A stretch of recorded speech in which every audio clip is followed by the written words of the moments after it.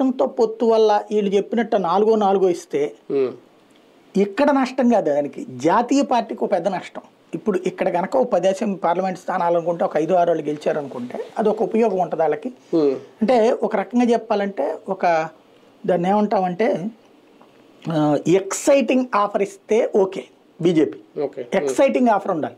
అమ్మా ఫుల్గా ఇచ్చాడు మనకి 10 పార్లమెంట్ స్థానాలు, ఎక్సైటింగ్ ఆఫర్ 10 పార్లమెంట్ 10కి ఇచ్చాడరా, then okay no problem.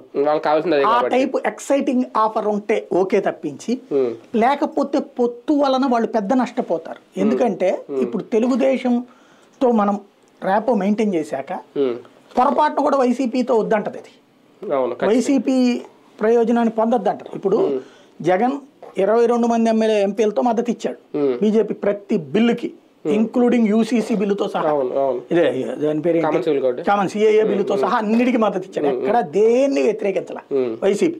But Telugu Desam KCR Nani వచ్చేటప్పటికి 3 తలాక్ బిల్లులో వ్యతిరేకించాడు అతను.